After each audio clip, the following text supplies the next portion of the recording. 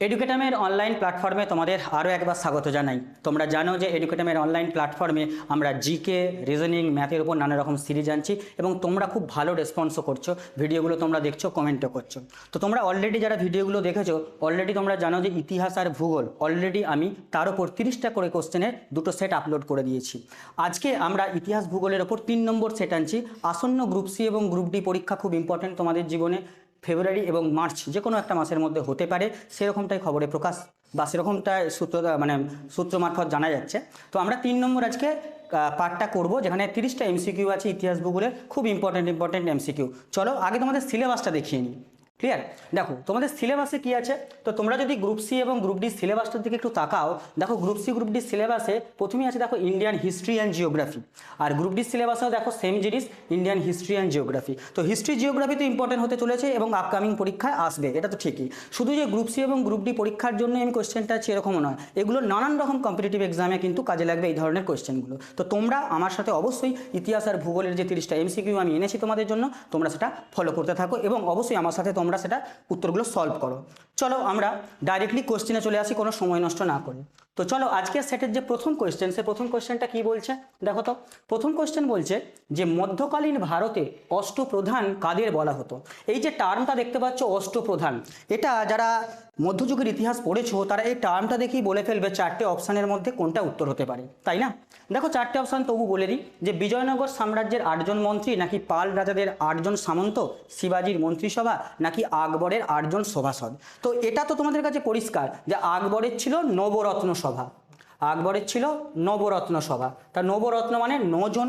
তো এখানে আমাকে বলেছে কি অষ্টপ্রধান, তো এই অপশান তো প্রথমেই বাদ চলে গেল। এবার দেখো বাকি অপশানগুলোর মধ্যে যদি দেখি, যারা শিবাজি সম্পর্কে একটু জানো বা ইতিহাস পড়েছো তারা নিশ্চয়ই জানো শিবাজির ছিল কি অষ্টপ্রধান, যেখানে প্রধানমন্ত্রী বা পেশোয়া, আমাত্য, সুমন্ত, এই যে বিভিন্ন পোস্টগুলো ছিল, বিভিন্ন পোস্টের বিভিন্ন কাজ ছিল। তো 8জন মন্ত্রীদের নিয়ে তার ছিল অষ্টপ্রধান, যারা শাসন কার্য বা শাসনভারটা সামলাতেন।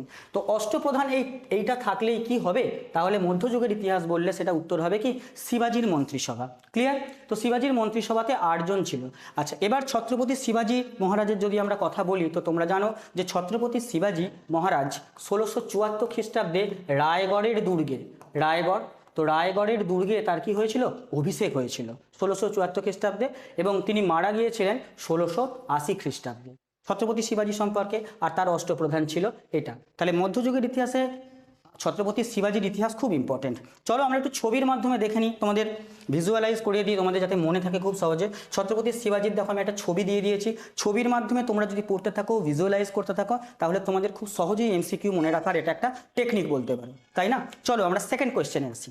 তো সেকেন্ড কোশ্চেন যদি আমরা দেখি, সেকেন্ড কোশ্চেন কি আছে, সেকেন্ড কোশ্চেন আছে ভূগোল থেকে। কি কোশ্চেন দেখো, ভূগোলের যে সেকেন্ড কোশ্চেনটা রয়েছে, যে ব্ল্যাক কটন সয়েল বা কালো তুলা মৃত্তিকা, তাই তো? তার মানে হচ্ছে এটা বলতে চাইছে যে কোন রাজ্যে সবথেকে বেশি দেখা যায়, ঠিক আছে? কোন রাজ্যে ব্ল্যাক সয়েল তার আধিক্যটা বেশি, এটা জানতে চাইছে। দেখো 4টে অপশান আছে, মহারাষ্ট্র, পাঞ্জাব, তামিলনাড়ু এবং পশ্চিমবঙ্গ, তাই না? তো দেখো ব্ল্যাক সয়েলের যে বিষয়টা তোমরা জানো, তোমাদের মনে হতে পারে পশ্চিমবঙ্গ, এটা তো হবে না, প্রথম কথা এটা বাদ চলে গেল। বাকি 3টে অপশানের মধ্যে দেখো মহারাষ্ট্রেও ব্ল্যাক সয়েল আছে, আবার তামিলনাড়ুতেও ব্ল্যাক সয়েল আছে, পাঞ্জাবটা হচ্ছে না। তো দুটো অপশানের মধ্যে তোমাদের কনফিউজ হতে পারে বা তোমরা কনফিউশনে পড়তে পারো। কিন্তু সবথেকে এখানে টার্মটা খেয়াল করো তো কি লেখা আছে, সবথেকে লেখা আছে সবচেয়ে বেশি। তার মানে তামিলনাড়ুতেও পাওয়া যায় ব্ল্যাক সয়েল, যেখানে তুলা চাষ হয় ব্ল্যাক সয়েলে, মহারাষ্ট্রে পাওয়া যায়। কিন্তু আধিক্য বলেছে কোথায় বেশি, তো আধিক্য কোথায় বেশি, মহারাষ্ট্রে। ব্ল্যাক সয়েলের একটা ছবি দেখো, তাই তো দেখতে পাচ্ছ। তো ব্ল্যাক সয়েলে কি হয় দেখো, আর্দ্রতা ব্ল্যাক সয়েলের আর্দ্রতা বেশি থাকে, যখন এটা শুকনো হয়ে যায় না, তখন এরকম ফাটল সৃষ্টি হয়, ঠিক আছে? আর একটা জিনিস বলে রাখি তোমাদের, ব্ল্যাক সয়েলে এফি মানে লোহা, তারপরে চুন, তারপরে হচ্ছে ম্যাগনেসিয়াম, এইটার আধিক্য কি থাকে না, সবসময় বেশি থাকে। ভালো করে দেখে রাখো, লোহা, চুন এবং ম্যাগনেসিয়াম ব্ল্যাক সয়েলে সব থেকে বেশি থাকে। তুলনামূলকভাবে কম থাকে কি, ধরো ফসফরাস কিন্তু কম থাকে, নাইট্রোজেন এটা কিন্তু কম থাকে, ঠিক আছে? ফসফরাস নাইট্রোজেনের মাত্রা কম থাকে, যেখানে ব্ল্যাক সয়েলে লোহা, চুন এবং ম্যাগনেসিয়ামের মাত্রা বেশি থাকে। দেখো এটা শুকনো হয়ে গেলে এরকম ফাটল দেখা যায়, কারণ এখানে আর্দ্রতা বা আর্দ্রতার আধিক্যটা বেশি, শুকনো হয়ে গেলে এরকম টাইপের দেখতে লাগে ব্ল্যাক সয়েল। ক্লিয়ার? তাহলে প্রশ্নের উত্তর কি হবে, ব্ল্যাক সয়েলের আধিক্য কোথায় হবে, মহারাষ্ট্রে। আশা করি বোঝাতে পারলাম, পুরো ব্যাপারটা ডিসকাস করে দিলাম। চলো আমরা যাব নেক্সট কোয়েশ্চেনে। হ্যাঁ, নেক্সট কোশ্চেন যাওয়ার আগে তোমাদের প্রায় প্রতিটা ভিডিওতেই আমরা বলি যে আমাদের 15টা প্র্যাকটিস সেটের একটা বই আছে। যারা অনলাইনে এই বইটা পারচেস করতে চাইছো তোমাদের আমি একটা পিডিএফ দেবো, তো অনেকেই তোমরা পারচেস করেছো। তো এখানে 15টা প্র্যাকটিস সেটের একটা পিডিএফ রয়েছে। সেই পিডিএফটা তোমরা যদি নিতে চাও, কেবলমাত্র গ্রুপ সি আর গ্রুপ ডিকে লক্ষ্য করেই আমরা বানিয়েছি। ক্লিয়ার? যদি নিতে চাও তোমরা একটা কাজ করতে পারো। কি করবে তোমরা? খুব সিম্পল কাজ, কি না, হোয়াটসঅ্যাপ করবে এই নাম্বারে। হোয়াটসঅ্যাপ করে তোমরা যোগাযোগ করবে আমাদের টিমের সাথে, বলবে যে স্যার প্র্যাকটিস সেট চাই, এই 15টার একটা প্র্যাকটিস সেটটা চাই। তো তোমরা এটা হোয়াটসঅ্যাপ করার পর আমাদের টিমের তরফ থেকে তোমাকে একটা কিউআর কোড পাঠিয়ে দেওয়া হবে এবং তোমরা সেটা পেমেন্ট করে স্ক্রিনশট যদি শেয়ার করো তাহলে তোমরা পেয়ে যাবে। স্যার প্রাইস কত দিতে হবে? না, প্রাইস আমরা একটা মিনিমাম প্রাইস রেখেছি 150 প্রাইস রেখেছি। তবে হ্যাঁ, তোমাদের জন্য একটা বিশেষ অফার আসছে, এই বইটা বা পিডিএফটার উপরে বিশেষ অফার আসছে। কবে অফার দেওয়া হবে তোমাদের খুব তাড়াতাড়ি জানিয়ে দেওয়া হবে, কি অফার আসছে সেটাও জানিয়ে দেওয়া হবে। আপাতত তোমরা যদি বইটা বা পিডিএফটা নিতে চাও তাহলে 150 তোমাকে পে করতে হবে, কিউআর কোড পাঠিয়ে দিতে হবে এবং তোমরা পেমেন্ট করে তার স্ক্রিনশট পাঠিয়ে দিলে তোমরা 15টা প্র্যাকটিস সেটের এই বুক বা পিডিএফ পেয়ে যাবে। চলো আমরা আমরা আসি পরের স্লাইডে কি বলছে। 3 নম্বর তোমার কোয়েশ্চেন দেখো, গান্ধীজির চম্পারণ সত্যাগ্রহ, মানে ইতিহাসের কোয়েশ্চেন। তো গান্ধীজির চম্পারণ সত্যাগ্রহ যেটা হয়েছিল 1917 সালে, তাই তো সবাই জানো তোমরা আশা করি। 1917 সালে গান্ধীজির চম্পারণ সত্যাগ্রহ বলছে, এই সত্যাগ্রহতে বলছে কোন চাষের সঙ্গে এই চম্পারণ সত্যাগ্রহ এই বিষয়টা যুক্ত আছে, মানে সমস্যার সমাধানের জন্য গান্ধীজির চম্পারণ সত্যাগ্রহ কোন চাষের জন্য। এখানে 4টে অপশান: আফিম চাষ, তামাক চাষ, তুলো চাষ নাকি নীল চাষ। ক্লিয়ার? তো এখানে দেখো চম্পারণ সত্যাগ্রহ, প্রথম কথা আগে জানো চম্পারণ জায়গাটা কোথায়। প্রথম হচ্ছে বিহার স্যার, চম্পারণ জায়গাটা বিহার। ক্লিয়ার হয়ে গেল? ক্লিয়ার? আচ্ছা, এবার দেখো সত্যাগ্রহ, এই সত্যাগ্রহ কথাটার মানে কি? সত্যাগ্রহ কথাটার মানে কি বলতো? সত্যের প্রতি সুদৃঢ় আস্থা। বোঝা গেল? সত্যের প্রতি সুদৃঢ় আস্থা, যার পথে হেঁটেছিলেন কিন্তু গান্ধীজি। গান্ধীজি কিন্তু সত্যাগ্রহ যে প্রথমবার চম্পারণে করেছেন এরকম নয়, এর আগেও তিনি যখন ল প্র্যাকটিস করতেন দক্ষিণ আফ্রিকাতে, সেখানেও তিনি নানান কারণে সত্যাগ্রহ করেছেন, সামাজিক কারণে সত্যাগ্রহ করেছেন। যদি বলি ইন্ডিয়াতে গান্ধীজির প্রথম সত্যাগ্রহ, সেটা হবে চম্পারণ সত্যাগ্রহ। ক্লিয়ার? কিন্তু তার জীবনে প্রথম সত্যাগ্রহ যদি বলে লাইফে, তাহলে কিন্তু হবে দক্ষিণ আফ্রিকাতে, যখন তিনি ল প্র্যাকটিস করতেন সাউথ আফ্রিকাতে। ক্লিয়ার? আচ্ছা, চলে আসো কোয়েশ্চেনে এবার। 1917 সালে যে চম্পারণ সত্যাগ্রহ হয়েছিল সেটা কোন চাষকে কেন্দ্র করে? তা উত্তর তোমার কি হবে? নীল চাষকে কেন্দ্র করে। তোমরা জানো যে 3 কাঠিয়া সিস্টেম বলে একটা সিস্টেম ছিল, 3 কাঠিয়া সিস্টেম। কি ব্যাপারটা স্যার?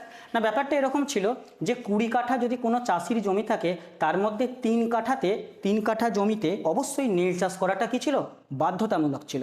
নীলকর সাহেবরা সেটা বাধ্যতামূলক করেছিল যে তোমাকে নীল চাষ করতেই হবে। ক্লিয়ার? তো এবার নীল চাষ নিয়ে ক্ষোভ বিক্ষোভ, নীলকর সাহেবদের অত্যাচার, সেসব ইতিহাসে আছে। ঠিক আছে? তো চম্পারণ সত্যাগ্রহের ব্যাকগ্রাউন্ড হচ্ছে এই 3 কাঠিয়া ব্যবস্থাকে কিন্তু পুরোপুরি অ্যাবলিশ করে দেওয়া হয়েছিল পরবর্তীকালে। তো চম্পারণ সত্যাগ্রহ 20 বিঘা জমির মধ্যে, অর্থাৎ 20 বিঘা নয়, 20 কাঠা জমির মধ্যে, অর্থাৎ 1 বিঘা জমির মধ্যে তোমাকে কমসে কম 3 কাঠা জমিতে নীল চাষ করাটা বাধ্যতামূলক ছিল, বলে দিলাম। আচ্ছা, এবার দেখো তো গান্ধীজির যে চম্পারণ সত্যাগ্রহ, তো নীল চাষ এই বিষয়টাকে নিয়ে ঝামেলার সৃষ্টি, তো সেখান থেকেই বিদ্রোহ, সত্যাগ্রহ এইসব। তো গান্ধীজির এই চম্পারণ সত্যাগ্রহ একটা খুব ইম্পর্টেন্ট কোয়েশ্চেন আসে, তোমাদের যদি একটু হাই লেভেলের কোয়েশ্চেন হয় তাহলে সেক্ষেত্রে একটা কোয়েশ্চেন আসতে পারে, গান্ধীজিকে চম্পারণ সত্যাগ্রহের জন্য আহ্বান করেছিল কে? গান্ধীজিকে চম্পারণ সত্যাগ্রহের জন্য আহ্বান করেছিল কে? এই প্রশ্নটার উত্তরটা তোমরা মনে রাখবে, রাজকুমার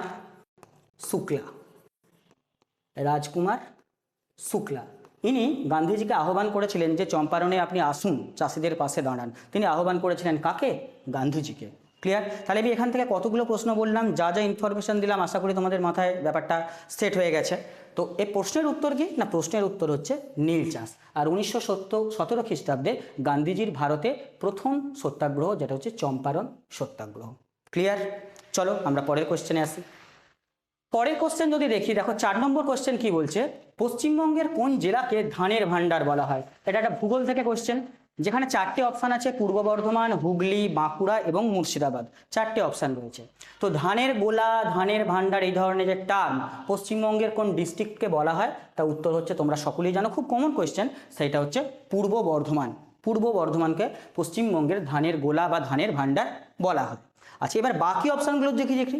হুগলি জেলাতে তোমরা জানো অনেকেই যে আলু চাষের জন্য খুব বিখ্যাত, আলু ছাড়াও ধান টান সবই চাষ হয়, আলু চাষের জন্য বিখ্যাত একটা ডিস্ট্রিক্ট বলতে পারো। বাঁকুড়া তো ওভারঅল মোটামুটি সব ফসলই হয়। মুর্শিদাবাদ কিসের জন্য বিখ্যাত বলো তো?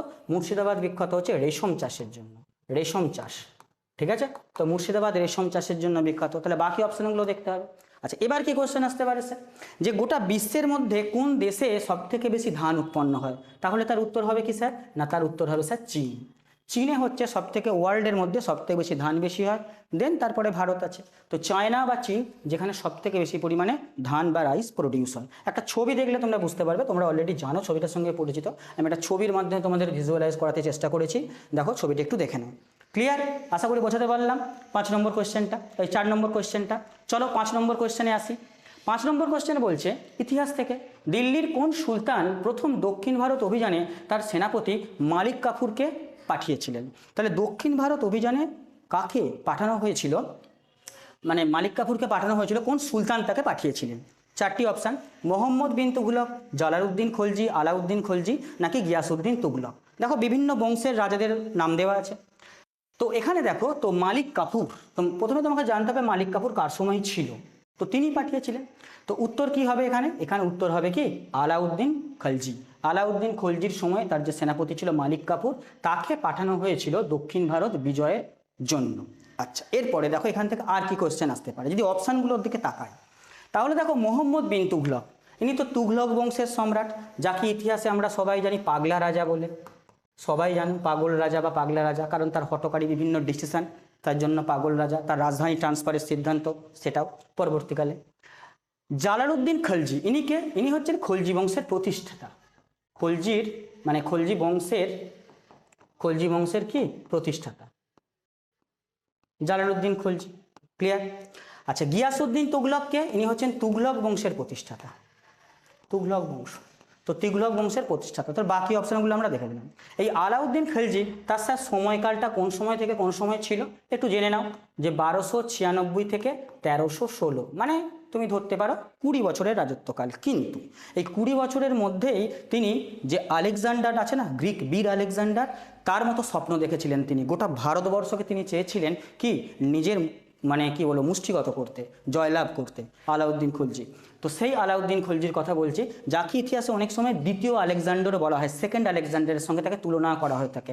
এই 20 বছরের তার রাজত্বকাল, শর্ট স্প্যান, কিন্তু এই 20 বছরের রাজত্বকাল তার উচ্চাকাঙ্ক্ষা ছিল অনেকটাই উঁচুতে বা হায়ার, তো বলতে পারো সেটা। তো উত্তর এখানে কি আলাউদ্দিন খলজির সময়কালও বলে দিলাম আমি, 1296 থেকে 1316 ছিল তার রাজত্বকাল। আবার এটাও বলে রাখি যে দাস বংশ, তুগলক বংশ, খলজি বংশ, বাকি যে 5টা যে বংশ আছে না প্রথম দিকে, সেই 5টা বংশের মধ্যে এই খলজি বংশ সব থেকে শর্ট টার্মের ছিল। তুমি যদি ওভারঅল ধরো 1290 থেকে 1320, 1290 থেকে 1320 এই পর্যন্তই তার টেনিয়র ছিল। তার মধ্যেকারে দেখো 20 বছর তো তিনি আলাউদ্দিন খলজির। ক্লিয়ার? পুরো ডিটেলস আমি ব্যাপারটা বুঝিয়ে দিলাম, প্রশ্নের উত্তরও বুঝিয়ে দিলাম। এবার একটু তোমরা কানেক্ট করার চেষ্টা করো বিষয়টা, কিভাবে তুমি কানেক্ট করবে। আচ্ছা, তোমরা নিশ্চয়ই জানো যে যার ছবি আমি এখানে দেখাচ্ছি, একটা সিনেমা হয়েছিল, সিনেমার নাম হচ্ছে পদ্মাবত। তোমরা সিনেমাটার সঙ্গে সবাই পরিচিত। তো যেখানে আলাউদ্দিন খলজির ভূমিকায় অভিনয় করেছিলেন রণবীর সিং, দেখতে পাচ্ছ, তোমরা কানেক্ট করবে এইভাবে। তো এই উত্তরের সঙ্গে কানেক্ট করো। তো রণবীর সিং অভিনয় করেছেন, ইনি কিন্তু আলাউদ্দিন খলজি নয়, ঠিক আছে? তো এখানে সিনেমার পারপাসে তোমাদের যাতে করে খুব ভিজুয়ালাইজেশনের মাধ্যমে মনে থাকে, তার জন্য আমি ছবিটা দিয়েছি। বুঝতে পারলাম? চলো নেক্সট প্রশ্নে। 6 নম্বর প্রশ্নে আসি, সেটা ভূগোল থেকে একটা প্রশ্ন। পশ্চিমবঙ্গের কোন শহরকে ভারতের গ্লাসগো বলা হয়? তো পশ্চিমবঙ্গের কোন শহরকে ভারতের গ্লাসগো বলা হয়? হলদিয়া, শিলিগুড়ি, দুর্গাপুর, নাকি হাওড়া? প্রথম কথা স্যার, এই গ্লাসগো এই জায়গাটা কোথায়? তো মনে রাখবে, এই গ্লাসগো একটা সিটি, সেটা হচ্ছে কোথায়? স্কটল্যান্ডে। তো স্কটল্যান্ডের একটা বিখ্যাত সিটি হচ্ছে গ্লাসগো। তো তার সাথে তুলনা করা হয় কেন না, গ্লাসগো সিটিতে বৃহৎ শিল্প আছে বা শিল্পকে কেন্দ্র করে আরও ডেভেলপমেন্ট হয়েছে। তো এখানে কোনটা হবে সেটা, যে ভারতের গ্লাসগো হিসাবে কোনটা তুলনা করা হয় এখানে? ক্লিয়ার? তো উত্তর হবে কি না, ভারতের গ্লাসগো বলা হয় কাকে? হাওড়া। হাওড়াকে বলা হয় ভারতের গ্লাসগো বলা হয়। পশ্চিমবঙ্গের কোন শহরকে? তো এখানে ভারতের গ্লাসগো বলা হয় হাওড়াকে। ক্লিয়ার? একটু ছবি দেখে নিই। তোমরা হাওড়া ব্রিজ তো সবাই জানো অল ওভার। তো হাওড়া ব্রিজের তোমরা মোটামুটি যদি জেনে থাকো, দেখো হাওড়া ব্রিজ দেখো একটু দেখে নাও, তোমরা এ সম্পর্কে পরিচিত, এই ছবি তোমরা বহুবার বিভিন্ন জায়গায় দেখেছো। তো তার পাশাপাশি আমি একটু অপশানগুলো, অন্য অপশানে একটু আলোচনা করব তোমাদের। তো অন্য অপশানে আলোচনা করে যদি দেখি কি আছে, দেখো হলদিয়া। হলদিয়া, তো হলদিয়া কিসের জন্য বিখ্যাত? সেটা হচ্ছে পেট্রোকেমিক্যাল। তোমরা জানো যে পেট্রোকেমিক্যাল শিল্পের জন্য বিখ্যাত হচ্ছে হলদিয়া। শিলিগুড়িকে আমরা বলি যে উত্তর পূর্ব ভারতের প্রবেশদ্বার। আর হাওড়া তো অলরেডি বললাম। তোমাদের একটা হোমওয়ার্ক, কি বলো তো? হোমওয়ার্কটা হচ্ছে এই যে Durgapur city, Durgapur city still city নামে পরিচিত, মানে ইস্পাত স্টিল সিটি নামে পরিচিত, বা তুমি বলতে পারো দুর্গাপুর সিটি ডেভেলপমেন্টের দিকে পশ্চিমবঙ্গের একটা স্থানে আছে। তো দুর্গাপুর সিটি বলতে পারো, সেখানে এটা তোমাদের হোমওয়ার্ক যে দুর্গাপুর সিটি কোন নদীর তীরে অবস্থিত, কোন নদীর তীরে, কোন নদীর তীরে অবস্থিত, এটা তোমাদের হোমওয়ার্ক। ক্লিয়ার? সেটা তোমরা কমেন্টে উত্তর দেবে। চলো আমরা পরের কোশ্চেনে আসি। 7 নম্বর কোশ্চেন হচ্ছে 1857 সালের মহাবিদ্রোহের সময় কোন ভাইসরয় ভারতের গভর্নর জেনারেল ছিলেন? এগুলো খুব পরীক্ষায় আসে, বিগত তোমরা যদি প্রিভিয়াস ইয়ারের কোশ্চেন দেখো সেখানেও এসেছে, আপকামিং ডেতেও আসবে। তো 1857 সালে মহাবিদ্রোহ বা সিপাহী বিদ্রোহের সময় ভারতের কোন ভাইসরয় ভারতের গভর্নর জেনারেল ছিলেন? 4টে অপশান দেখো এখানে, অপশান আমি আলোচনা করব, তার আগে উত্তর বলে দিই। উত্তর কি হবে? উত্তর হবে অপশান সি, লর্ড ক্যানিং। দেখো কি হয় না, যিনি শেষ ভারতের গভর্নর জেনারেল তিনি কে হবেন? প্রথম ভাইসরয়। বুঝতে পারলে? তাহলে যিনি ভারতের শেষ গভর্নর জেনারেল তিনি ভারতের প্রথম ভাইসরয়। এবার তুমি বলো লর্ড ক্যানিং হচ্ছে ভারতের শেষ গভর্নর জেনারেল, তাকেই করা হয়েছে কি ভারতের প্রথম ভাইসরয়, তাই না? তো গভর্নর জেনারেল তার যে সময়কালটা ছিল 1856 থেকে 58, ক্লিয়ার? আর অ্যাজ এ ভাইসরয় হিসাবে তার সময়কাল ছিল 1858 থেকে 62। একই ব্যক্তি দুটো পোস্ট ছিল, ঠিক আছে? মাঝখানে ঘটে গেছে সিপাহী বিদ্রোহ 1857, বোঝাতে পারলাম? দেখো এরপরে দেখি বেন্টিংয়ের খুব একটা উল্লেখযোগ্য কাজ কি বলতো না, Kolkata medical college, Calcutta medical college, MC করে দিলাম আমি, ক্যালকাটা মেডিকেল কলেজ 1835-এ বেন্টিংয়ের সময়ে। আর ডালহৌসি যদি বলো তাহলে তো বলতেই হবে 1848 থেকে 1856, তার সময় অনেক কিছু কাজ হয়েছে, রেলপথ স্থাপন সেগুলো হয়েছে, পিডব্লিউডি স্থাপন সেগুলো হয়েছে, আরও অনেক নানা রকম কাজ হয়েছে, ঠিক আছে? বিধবা বিবাহ যে আইন সেটা হচ্ছে স্বাক্ষর করা, যদিও চালু হয়েছিল ক্যানিংয়ের সময়। তো এই বিষয়গুলো হয়েছে, তো এগুলো আমরা অপশানে আলাদা আলাদা করে বলে দিলাম। উত্তর কি হবে এখানে? লর্ড ক্যানিং, প্রথম ভাইসরয়, অবভিয়াসলি যার সময় মহাবিদ্রোহ। বুঝতে পারলাম? চলো নেক্সট কোশ্চেনে আসবো, তার আগে একটু দেখে নাও ছবিটা, দেখে নাও। তো ছবি দেখো তোমরা একটু ভিজুয়ালাইজ করার জন্য, মেমোরি তোমরা ভালো করে যাতে করে তোমাদের মনে থাকে বিষয়টা, সেই জন্য তোমাদের জন্য একটা ছবিও দিয়ে দিয়েছি আমি। চলো নেক্সট কোশ্চেনে আসি। নেক্সট কোশ্চেন যদি আসি, দেখো ভূগোলের কোশ্চেন, ভারতের কোন রাজ্যে নামচা বারোয়া শৃঙ্গটি অবস্থিত? নামচা বারোয়া শৃঙ্গটি অবস্থিত। অপশান এ অরুণাচল, সিকিম, উত্তরাখণ্ড নাকি জম্মু কাশ্মীর। তোমরা নামচা বারোয়া শুনলে একটা জিনিস তোমাদের অবশ্যই মাথায় আসবে যে ভূগোলের একটা জিনিসে একটা নদী নামচা বারোয়া হয়ে ইন্ডিয়াতে প্রবেশ করেছে, রাইট? তাই না? তো নামচা বারোয়া বললেই তোমাদের উত্তরে অবশ্যই মাথায় তোমাদের অলরেডি ক্লিক করে গেছে জানি, উত্তর কি হবে? উত্তর হবে অরুণাচল প্রদেশ। তো অরুণাচল প্রদেশের নামচা বারোয়া হয়ে একটা নদী ইন্ডিয়াতে ঢুকেছে, সেই নদীটা কি বলতো? সেই নদীটার নাম হচ্ছে, আমরা যাকে বলি ব্রহ্মপুত্র নদী, তাই না? তো সেইটাই হচ্ছে সেই অরুণাচল প্রদেশের নামচা বারোয়া যে শৃঙ্গ। ক্লিয়ার? বাকি 3টে অপশান তো কোনো মতেই হবে না। তোমাদের যদি একটু ছবি দেখিয়ে দিই আমি, তাহলে বুঝতে পারবে, ভারতের ম্যাপে যদি ছবি একটু দেখিয়ে দিই তাহলে বুঝতে পারবে। আচ্ছা দেখো ছবিটা দেখো একটু, যে দেখো এখানে নামচা বারোয়া দেখতে পাচ্ছ তোমরা, তো এখানে দেখে নাও, এই দেখো দেখতে পাচ্ছ, এই হচ্ছে ভারতের মোটামুটি ম্যাপের, দেখো এই অংশটা পূর্ব দিকে দেখো নামচা বারোয়া লেখা আছে, অরুণাচল প্রদেশ ওই দিকটা পড়ছে।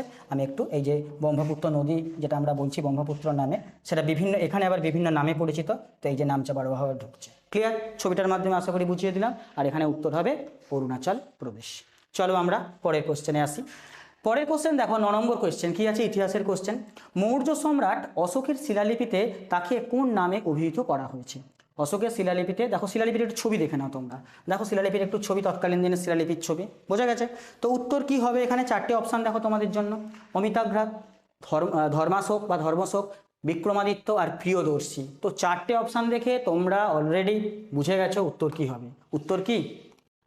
প্রিয়দর্শী, এটাই তো ছিল। তো আরেকটা লিপিটা কি নাম ছিল গো? লিপিটার নাম ছিল মাস্কি লিপি। মাস্কি লিপিতে বর্ণনা করা আছে। আর একটা তোমার তার টাইটেল ছিল দেবনাম প্রিয়। দেবনাম প্রিয় শব্দের অর্থ কি বলো তো? দেবতাদের প্রিয়। দেবতাদের প্রিয়কে বলা হয় দেবনাম প্রিয়। ক্লিয়ার? আচ্ছা, তো এখানে প্রিয়দর্শী, তো প্রিয়দর্শী এখানে তোমার হবে এখানে উত্তর। আচ্ছা, এবার বাকি দেখো অপশানগুলো যদি ধরো তোমরা, অমিতাঘ্রাত এটা কার টাইটেল ছিল গো? অশোকেরই যে বাবা তার নাম কি ছিল? বিন্দুসার। নট বিম্বিসার, বিন্দুসার। ঠিক আছে, তো বিন্দুসার, যার অর্থ হচ্ছে কি বলতো? শত্রু নিধনকারী। এই যে অমিতাঘ্রাত, শত্রু নিধনকারী। ঠিক আছে, এটা তোমাকে মনে রাখতে হবে। আচ্ছা, অশোক ধর্মাশোক চণ্ডাশোক থেকে ধর্মাশোকে পরিণত হয়েছিল তোমরা জানো, কলিঙ্গ যুদ্ধের ভয়াবহতার পর। ঠিক আছে এটা। আর বিক্রমাদিত্য টাইটেল ইতিহাসে বহুজনের, অনেক রাজারই ছিল বিক্রমাদিত্য টাইটেল।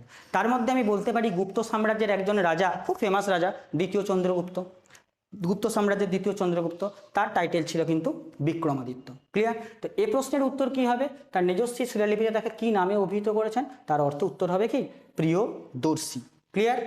চলো, লিপিটাও দেখে নিয়েছো, আমরা যাব নেক্সট কোশ্চেনে। 10 নম্বর কোশ্চেন দেখো, সূর্যোদয়ের দেশ বলা হয় ভারতের কোন রাজ্যকে? এটা যেন একদম ভুল করো না, কেন? এটা সূর্যোদয়ের দেশ গোটা অল ওভার ইন্ডিয়া জুড়ে, অল ওভার ওয়ার্ল্ড জুড়ে বলা হচ্ছে না, ভারতের কোন রাজ্যকে তার সাথে তুলনা করা হচ্ছে এটা জানতে চাওয়া হয়েছে। 4টি অপশান, মিজোরাম, অরুণাচল, মণিপুর এবং নাগাল্যান্ড। দেখো ভারতের ম্যাপটি একটু দেখে নাও, দেখে নিয়েছো তো? দেখো সূর্যোদয়ের দেশ যদি আমরা বলতাম কোন দেশকে বলা হয় সূর্যোদয়ের দেশ, তো তোমরা মোটামুটি তোমাদের মুখস্থি আছে ভাই, জাপানকে বলা হয়, বা স্যার জাপানকে বলা হয়, তাই না? কিন্তু আমি বলেছি সেটা ভারতের কোন রাজ্য হবে। ঠিক আছে, ভারতের কোন রাজ্যকে তুলনা করা হচ্ছে? মিজোরাম, অরুণাচল, মণিপুর এবং নাগাল্যান্ড, তাই তো? তা তোমরা জানো যে সবথেকে আমাদের পূর্ব দিকে যে রাজ্যটা অবস্থিত, ভারতের ম্যাপ অনুযায়ী দেখো সবথেকে পূর্ব দিকে অবস্থিত সেটা হচ্ছে কি? অরুণাচল। ওকে, তো সবথেকে সবথেকে পূর্ব দিকে অবস্থিত যেটা, তার নাম হচ্ছে তোমার অরুণাচল প্রদেশ। ক্লিয়ার? তো অরুণাচল প্রদেশের মধ্যে একটা ভিলেজ আছে না, সে ভিলেজ, তো ভিলেজটার নাম হচ্ছে কি বলো তো? তোমরা কি জানো যে ভিলেজের প্রথম সূর্যের আলো আমরা দেখতে পাই, সেই ভিলেজটার কি নাম? সেই ভিলেজটার নাম হচ্ছে Dong village. Dong, DONG, Dong village. ঠিক আছে, তো সেই ভিলেজে প্রথম সূর্যের রশ্মি ভারতের থেকে আসে। তো সেক্ষেত্রে উত্তর হবে কিন্তু, এটা আমি একবারে একটু ডিপলি বললাম, কিন্তু ওভারঅল রাজ্য বললে সেটা কি হবে? অরুণাচল প্রদেশ। ক্লিয়ার? তো সেটা হবে অরুণাচল প্রদেশ। আশা করি বোঝা গেল, তা উত্তর হবে অরুণাচল প্রদেশ। চলো আমরা দেখিয়ে দিয়েছি এখানে পরের কোশ্চেন। 11 নম্বর কোশ্চেনে কি আছে না, মহাত্মা গান্ধী কোন অধিবেশনে প্রথমবারের মতো এবং জীবনের শেষবারের মতো ভারতীয় জাতীয় কংগ্রেসের বা ভারতের জাতীয় কংগ্রেসের সভাপতি হয়েছিলেন?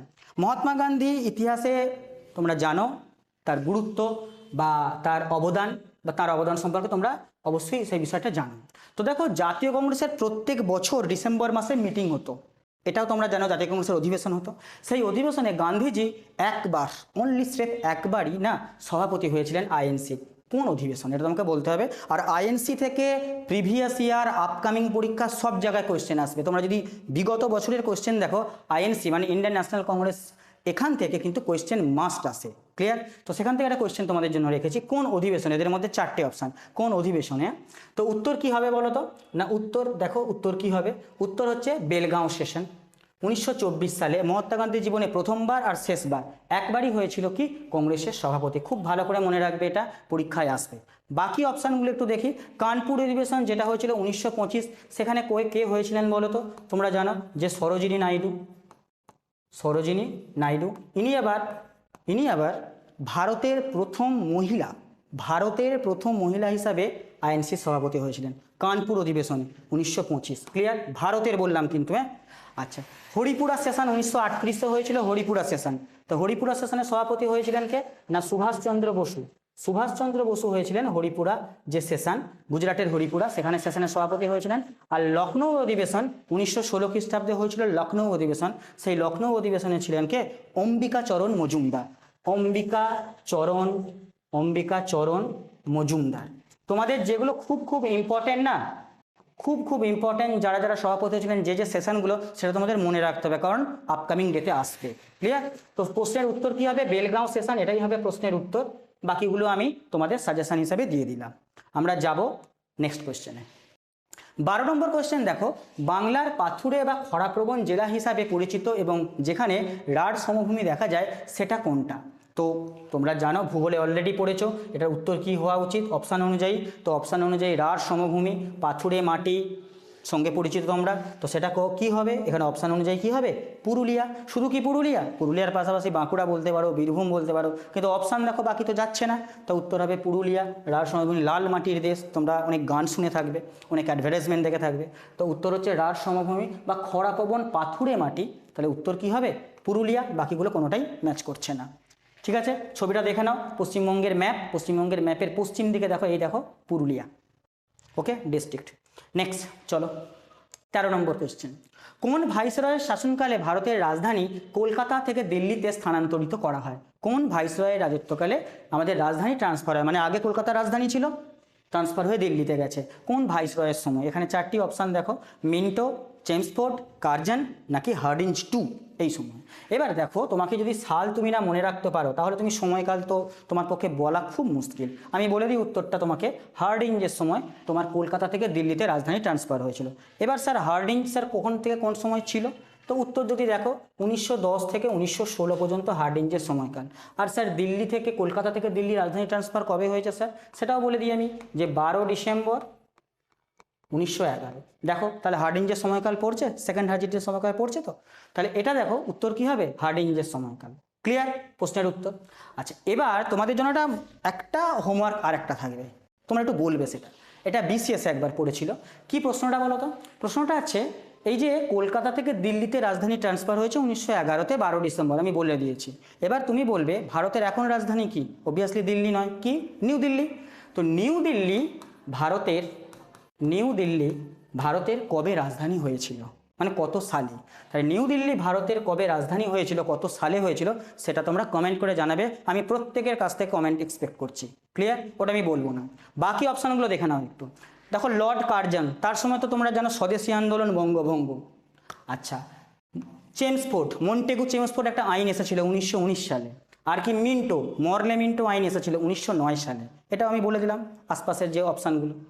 চলো আমরা যদি একটু দেখে নিই, ছবি দেখে নিই। দেখো, দেখে নাও একটু, লর্ড হার্ডিঞ্জ সেকেন্ড বা লর্ড হার্ডিঞ্জ টু এর একটা ছবি আমি তোমাদের দিয়ে দিয়েছি, একটু ভিজুয়ালাইজ করে নিয়ে নিজেরা একটু দেখে নাও। চলো আমরা নেক্সট আসবো।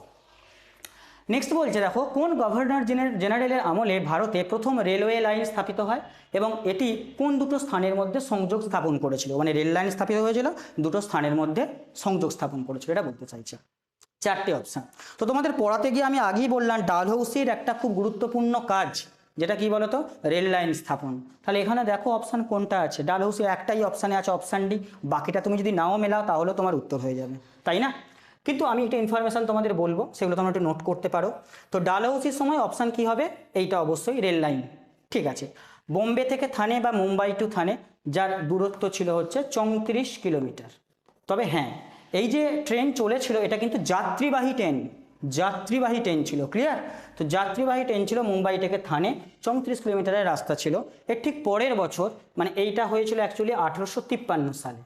পরের বছর মানে 1854 সাল যদি বলি, সেটা হচ্ছে চলেছিল হাওড়া টু হুগলি। পরের বছর হাওড়া থেকে হুগলি চলেছিল 1854-তে, আর আগের বছর মুম্বাই থেকে থানে 53-তে চলেছিল। 34 কিলোমিটার রাস্তা ছিল। আর দেখো, তৎকালীন দিনের একটা পুরানো ফটো দেখো, রেল সেই সময় যে প্রথম উদ্বোধন যে হয়েছিল রেলের, সেই উদ্বোধনে তোমার যাত্রীবাহী ট্রেনের একটা ছবি তোমাদের দিয়ে দিয়েছি ভিজুয়ালাইজ করার জন্য। তাহলে অপশান কি হবে? ডি। চলো আমরা নেক্সট স্লাইডে যাই। নেক্সট স্লাইডে যদি দেখি 15 নম্বর কোয়েশ্চেন, পশ্চিমবঙ্গের কোন শহরকে উত্তর পূর্ব ভারতের প্রবেশদ্বার বলা হয়? এটা অলরেডি আমি বলে দিয়েছি, অলরেডি অপশান আলোচনা করার সময় বলে দিয়েছিলাম প্রিভিয়াস কোনো একটা কোয়েশ্চেনে। তো কোচবিহার, শিলিগুড়ি, জলপাইগুড়ি নাকি আলিপুরদুয়ার, যাকে উত্তর পূর্ব ভারতের প্রবেশদ্বার বলা হয়? যদি ছবি দেখি তাহলে একটু বুঝতে পারবো। এই হচ্ছে আমাদের পশ্চিমবঙ্গের ম্যাপ। সেই ম্যাপে দেখো, এখানে দেখতেই পাচ্ছ তোমার শিলিগুড়ি যে জায়গাটা দেখতে পাচ্ছ, তো সেটাকে একটু ম্যাপে বড় করে দিয়েছি, এই যে বড় করে একটু ম্যাপে দিয়ে দিয়েছি। এটা আমাদের উত্তরবঙ্গের একটা জায়গা, আমরা দক্ষিণবঙ্গ, এটা হচ্ছে উত্তরবঙ্গে একটা জায়গা। তো সেখানে একটু বড় করে ম্যাপ তোমাদের দিয়ে দিয়েছি, তোমাদের সুবিধার জন্যই দিয়ে দিয়েছি। ক্লিয়ার? তাহলে উত্তর পূর্ব ভারতের প্রবেশদ্বার কাকে বলবো? তোমাদের একটু ম্যাপ স্টাডি করো, তাহলেই সহজেই বলতে পারবে যে স্যার শিলিগুড়ি, তাই না? চলো আমরা অপশান এবার পরের কোয়েশ্চেনে যাব। পরের কোয়েশ্চেন দেখো 16 নম্বরে, যে 1930 সালে চট্টগ্রাম অস্ত্রাগার লুণ্ঠন মডার্ন হিস্ট্রির কোয়েশ্চেন। লুণ্ঠন কার নেতৃত্বে হয়েছিল বা কে করেছিলেন, কে প্ল্যানিং করেছিলেন, সেই সব বিষয়। সূর্য সেন, বাঘা যতীন, বিনয় বসু নাকি ভগৎ সিং, চারজনের নাম তোমাদের কাছে খুব পরিচিত ব্যক্তি। তো এখানে কি হবে, চট্টগ্রাম অস্ত্রাগার লুণ্ঠনের সঙ্গে যে ব্যক্তির একবারে ওতপ্রোতভাবে জড়িত তিনি হলেন মাস্টারদা সূর্য সেন। 1930 সালে চট্টগ্রাম অস্ত্রাগার লুণ্ঠন। প্ল্যান কি না, চট্টগ্রাম অস্ত্রাগার লুণ্ঠন করব, ব্রিটিশদের নানা রকম অস্ত্রশস্ত্র, বারুদ, গোলাগুলি সব লুণ্ঠন করব, লুণ্ঠন করে আমি আমাদের কাজে লাগাবো, এটা হচ্ছে প্ল্যানিং ছিল। মাস্টারদা সূর্য সেনের প্ল্যান অনুযায়ী বা নেতৃত্ব অনুযায়ী বা নেতৃত্ব তিনি দিয়েছিলেন সেই অনুসারে পুরো অস্ত্রাগার লুণ্ঠন হয়েও ছিল এইটা। তো উত্তর হবে সি। এবার দেখো বাঘা যতীন, বাঘা যতীনের ফুল ফর্ম কি জানো, বা ফুল ফর্ম বলছি সরি, মানে ফুল নাম যতীন্দ্রনাথ, যতীন্দ্রনাথ লিখছি এবার, যতীন্দ্রনাথ, যতীন্দ্রনাথ মুখোপাধ্যায়। বাঘা যতীন নাম শুনেছো ইতিহাসে। আচ্ছা, বিনয় বসু, বিনয় বাদল দীনেশ নাম শুনেছো, রাইটার্স বিল্ডিং অ্যাটাকের ঘটনা সেটা শুনেছো। আর ভগৎ সিংয়ের নাম তো তোমরা সবাই শুনেছো, ইনকলাব জিন্দাবাদ, এই স্লোগানটাকে তিনি পপুলারাইজ করেছিলেন, তাই না? বিপ্লব দীর্ঘজীবী হোক, এই স্লোগানটাকে তিনি পপুলারাইজ করেছিলেন। ক্লিয়ার বললাম। তাহলে এখানে কি হলো, চট্টগ্রাম অস্ত্রাগার লুণ্ঠনের সঙ্গে সূর্য সেনের নাম জড়িত। একটু ছবি দেখে নেবো, মাস্টারদা সূর্য সেনের ছবিটা একটু যদি দেখে নিই তাহলে কি দেখব। তো মাস্টারদা সূর্য সেনের ছবি যদি দেখি তাহলে আমরা দেখতে পাবো যে মাস্টারদা সূর্য সেনের ছবিটা দেখো একটু, তো এখানে দেখে নাও মাস্টারদা সূর্য সেনের ছবি, তো এটা ছবিটা একটু দেখে নাও, ঠিক আছে? তো চলো আমরা নেক্সট কোয়েশ্চেনে আসবো। নেক্সট কোয়েশ্চেন হচ্ছে 17 নম্বর কোয়েশ্চেন, যে ভারতের রক্ষাকর্তা বা সেভিয়র নামে কে পরিচিত? চারটি অপশান, সমুদ্রগুপ্ত, হর্ষবর্ধন, স্কন্দগুপ্ত নাকি প্রথম চন্দ্রগুপ্ত। ভারতের সেভিয়র কাকে বলা হয়, এখানে চারটি অপশান তোমার কাছে রয়েছে। তো চারটি অপশানের মধ্যে জানো যে ভারতের সেভিয়র কাকে বলা হয়, তিনি হলেন স্কন্দগুপ্ত। গুপ্ত সাম্রাজ্যের শেষ শক্তিশালী রাজা ইনি হলেন স্কন্দগুপ্ত, শেষ রাজা নয়, শেষ শক্তিশালী রাজা ইনি হচ্ছেন স্কন্দগুপ্ত।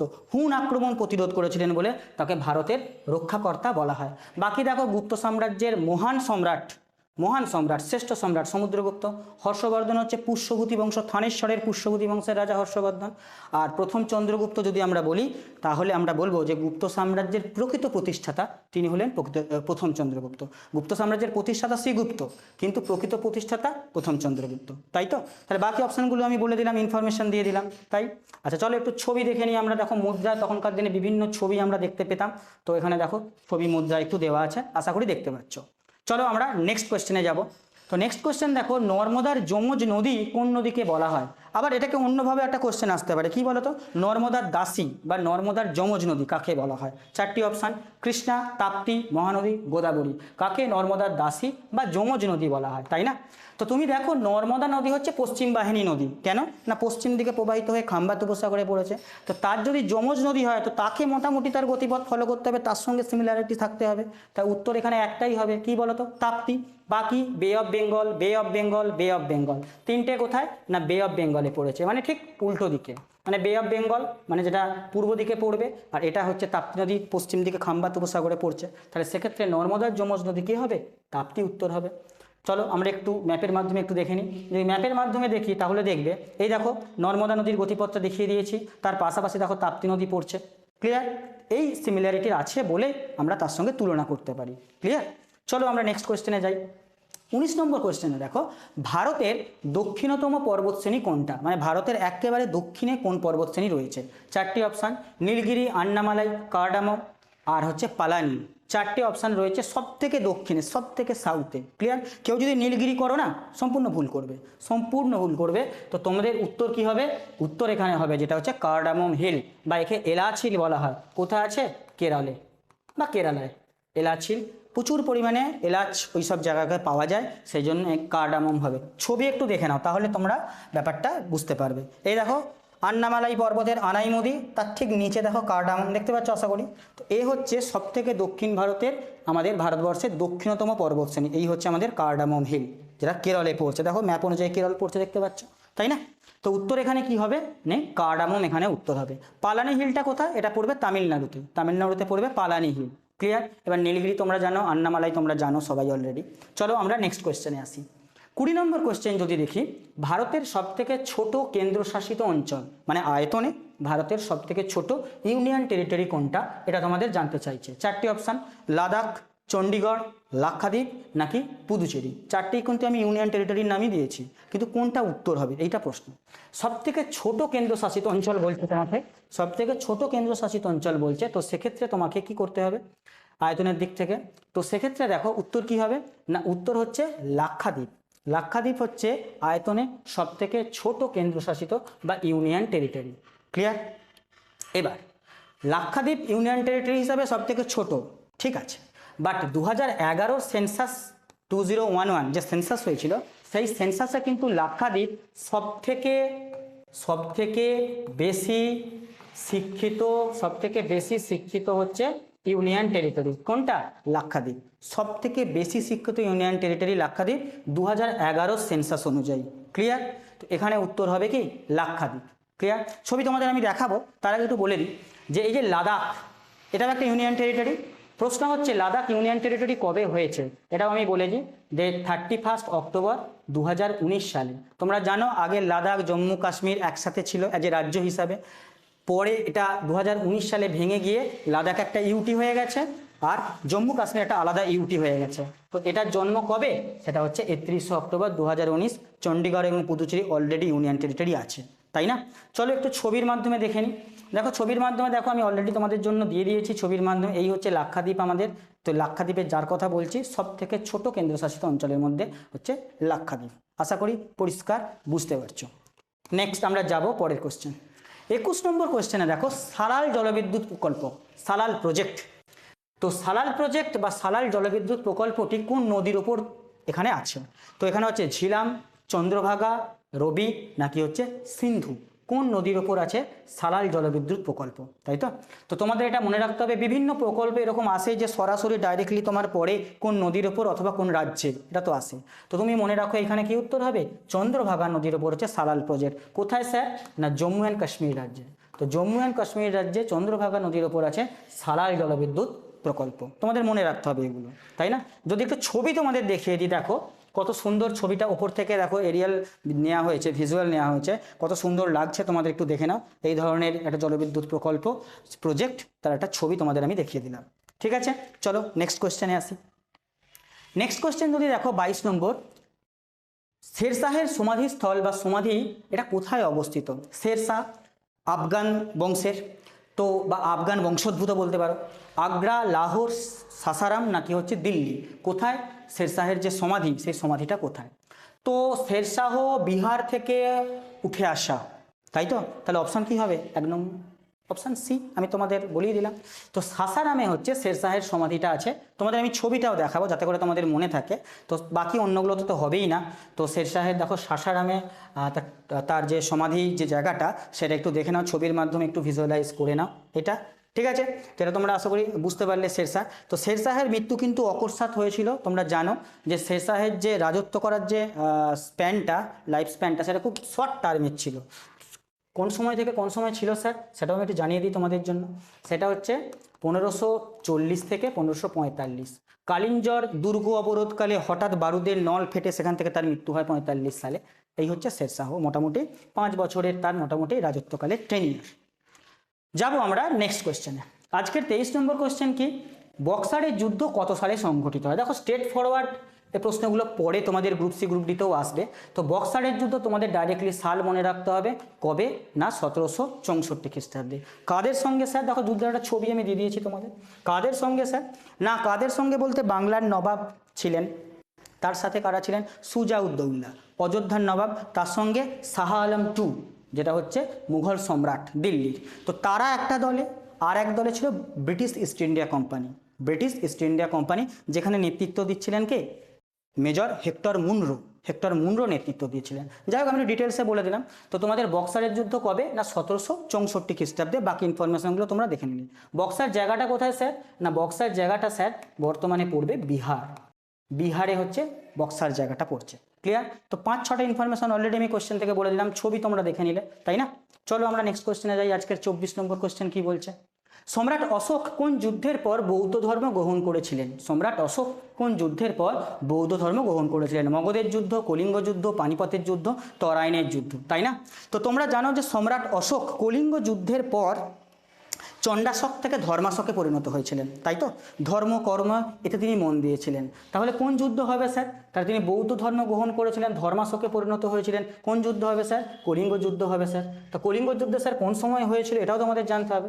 তো কলিঙ্গ যুদ্ধের মোটামুটি সময়কাল 260 অথবা 261 BC, এই সময় হচ্ছে কলিঙ্গ যুদ্ধের সময়কাল। তো সেই সময় তিনি চণ্ডাশক টু ধর্মাশক তাই পরিণত হয়েছিলেন, বৌদ্ধ ধর্ম গ্রহণ করেছিলেন। ক্লিয়ার?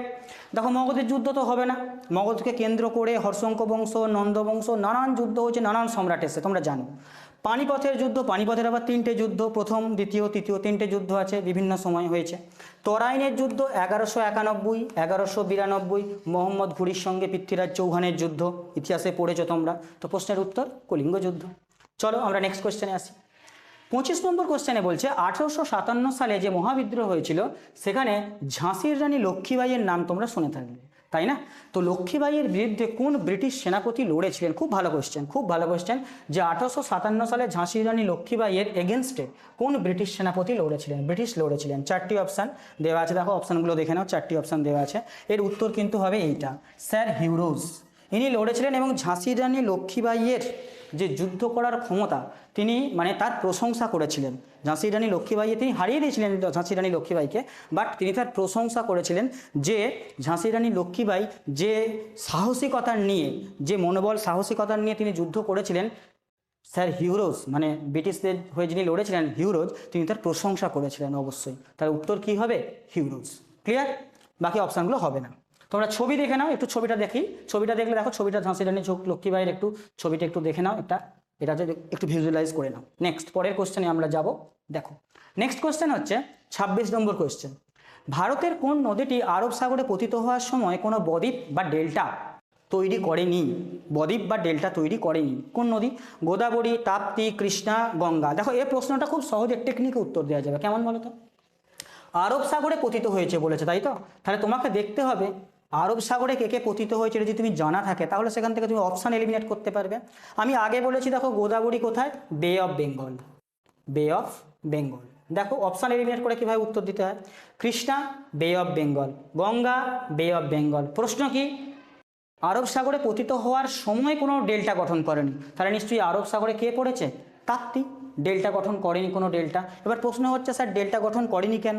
এটাও তো ব্যাপার। কেন না, কি হয় না, আমাদের পশ্চিম দিকে যেসব নদীগুলো আরব সাগরে গিয়ে পড়েছে বা আরব সাগরের সংলগ্ন খাম্বাত উপসাগরে গিয়ে পড়েছে, পশ্চিম দিকের ঢালটা আমাদের পশ্চিম দিকের যে ঢালটা সেটা হচ্ছে বেশি, যার জন্য মোহনার কাছে যদি ঢাল বেশি হয় বা ঢালুটা বেশি হয় তাহলে কি হবে? পলিমাটি জমার ক্ষেত্রে প্রবলেম হবে। পলিটলি জমতে পারে না অত সহজে, তাই না? সহজেই পলিমাটি কি হয়ে যাচ্ছে? চলে যাচ্ছে, বা জমার চান্সটা খুব কম, ঢাল যেহেতু বেশি। তো সেই জন্য ওই জায়গাগুলো বদ্বীপ হয়নি। কিন্তু যে জায়গায় বদ্বীপ হয়েছে মানে যেসব নদীগুলো বে অফ বেঙ্গলে পড়ছে সেই জায়গায় বদ্বীপ। কেন না, আমাদের এই দিকের ঢালটা তুলনামূলকভাবে কম, তার ফলে নদী যখন মোহনার কাছে মিশছে তার ঢাল কম হওয়ার জন্য সেখানে কি হয়? পলিমাটি খুব সহজে জমে যায়, যার জন্য সহজে ডেল্টা গঠন করতে পারে। এই হচ্ছে পার্থক্য। মূলত পশ্চিম বাহিনী আর পূর্ব বাহিনী নদীর মধ্যে মেন পার্থক্য যেটা ভৌগোলিক, সেটা হচ্ছে ঢালের তারতম্য। পশ্চিম বাহিনীর নদীগুলো অবশ্য কম দূরত্ব অতিক্রম করে, তার সঙ্গে ঢালটাও বেশি, যার জন্য কিন্তু ওখানে ডেল্টা গঠন না হয়ে কি গঠন হয়? এস্চুরি, এস্চুরি, ASTUARY, এস্চুরি গঠন করে ওখানে। ক্লিয়ার? আশা করি বোঝাতে পারলাম। তো উত্তর হচ্ছে অপশান বি, তাপ্তি। যাবো একটু যদি ছবি দেখে নি। দেখো তাপ্তি নদী আমি অলরেডি একবার ছবি দেখেছিলাম, এই দেখো নর্মদা আর এই দেখো তাপ্তি, পশ্চিম বাহিনী নদী, এগুলো দেখিয়ে দিলাম তোমাদের। নেক্সট পরের কোশ্চেন আসবো, আজকে 27 নম্বর কোশ্চেন। শীতকালে উত্তর পশ্চিম ভারতে যে বৃষ্টিপাত হয় তার প্রধান কারণ কি? আমরা জানি যে মৌসুমি বায়ুর প্রভাবে সারা ভারতবর্ষে বৃষ্টিপাত হয় বর্ষাকালটায়। তো এখানে বলছে শীতকালে উত্তর পশ্চিম ভারতে যে বৃষ্টিপাত হয় তার কি কারণ? কালবৈশাখী, উত্তর পূর্ব মৌসুমি বায়ু, দক্ষিণ পশ্চিম মৌসুমি বায়ু, নাকি পশ্চিমী ঝঞ্ঝা? তো দক্ষিণ পশ্চিম মৌসুমি বায়ুর প্রভাবে বর্ষাকালে বৃষ্টিপাত হয়, আমরা সকলেই জানি। কিন্তু এখানে বলছে উত্তর পশ্চিম ভারতে যে বৃষ্টিপাত হয় শীতকালে বলছে। তাহলে এখানে উত্তর কি হবে? না, এখানে যেটা উত্তর হবে সেটা মনে রাখবে যে পশ্চিমী ঝঞ্ঝা বা ওয়েস্টার্ন ডিস্টারবেন্স। ওয়েস্টার্ন ডিস্টারবেন্স বা পশ্চিমী ঝঞ্ঝার জন্য হচ্ছে উত্তর পশ্চিম ভারতে, বিশেষ করে পাঞ্জাব হরিয়ানা ওই জায়গায় শীতকালে বৃষ্টিপাত হয়ে থাকে সামান্য।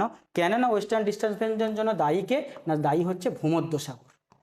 ভূমধ্যসাগর থেকে জলীয় বাষ্প আসে, সেখানে তার জন্যই কিন্তু খানিকটা ওয়েস্টার্ন ডিস্টারবেন্স ঘটে এবং বৃষ্টিপাতও হয়ে থাকে উত্তর পশ্চিম ভারতের কিছু কিছু রাজ্যে। ক্লিয়ার?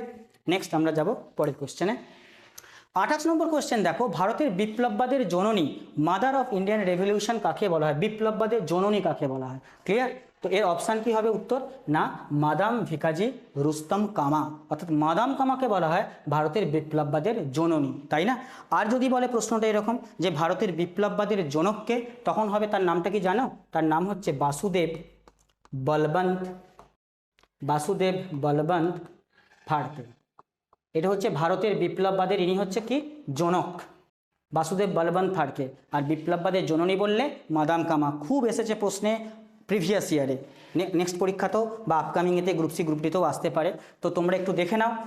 আমরা যদি ছবিটা লক্ষ্য করি, দেখো যে মাদাম কামার ছবিটা তোমরা একটু ভিজুয়ালাইজ করে নাও।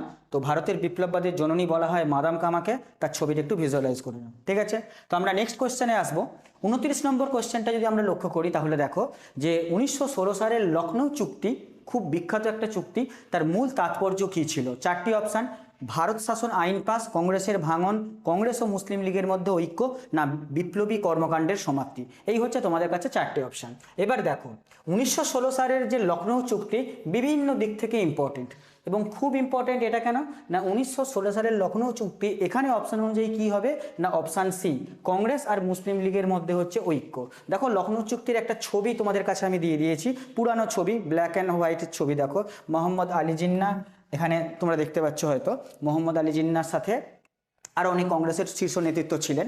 তো যাই হোক, কংগ্রেস আর মুসলিম লীগের মধ্যে হচ্ছে ঐক্যের বিষয়টা লখনৌ চুক্তিতে বলা হয়েছে। আচ্ছা, এর পাশাপাশি যদি আমি বলি যে লখনৌ চুক্তি শুধুমাত্র কংগ্রেস আর মুসলিম লীগের মধ্যে ঐক্য, সেই বিষয়টা পাশাপাশি কি বলতো, চরমপন্থী আর নরমপন্থী, ঠিক আছে, যেটা সুরাট অধিবেশনে ভেঙে গিয়েছিল। চরমপন্থী আর নরমপন্থীদের মধ্যে কি হয়েছিল, একটা মতবিরোধ হয়েছিল, সেটা কিন্তু একটা খারাপ সিগন্যাল ছিল। সেটা পরবর্তীকালে 1916 খ্রিস্টাব্দে লখনৌ চুক্তির মাধ্যমে চরমপন্থী আর নরমপন্থীর মধ্যে ঐক্য হয়েছিল, সেটাও একটা বিষয়। তার পাশাপাশি কংগ্রেস আর মুসলিম লীগের মধ্যে ঐক্য, সেটাও একটা বিষয়। এদের সমস্ত ঐক্য পরবর্তীকালে আমরা দেখব যে 1920 খ্রিস্টাব্দে অসহযোগ আন্দোলনে কতটা তাৎপর্যপূর্ণ ছিল। চলো, তো এই পর্যন্ত আমরা 29 নম্বর কোয়েশ্চেন করে ফেলেছি।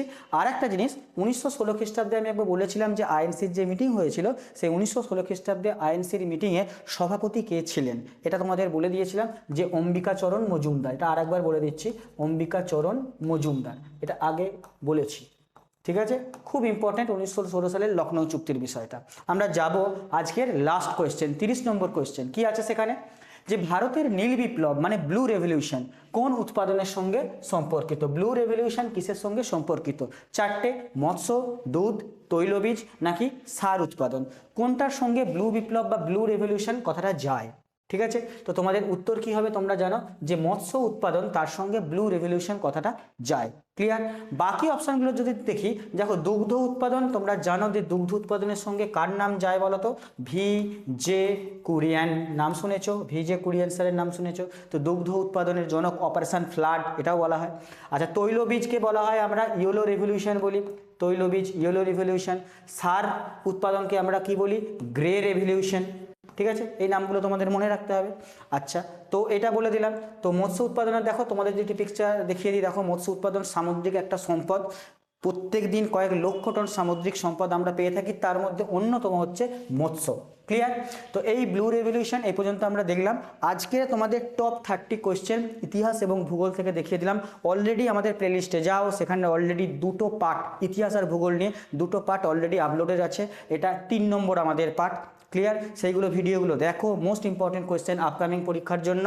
আর আজকে তোমাদের আপলোড হয়ে যাবে হয়তো 3 নম্বর পার্টটা, বা কালকেও আপলোড হতে পারে, তোমরা 3 নম্বর পার্টটা দেখে নেবে। ঠিক আছে, আমরা অবশ্যই তোমাদের জন্য, তোমরা যদি বলো কমেন্ট সেকশানে, আমরা 4 নম্বর পার্ট আনবো, বা আদার্স জিকের যে পোর্শনগুলো বা আদার্স যে সেকশনগুলো, সেগুলো অবশ্যই তোমাদের জন্য আনবো।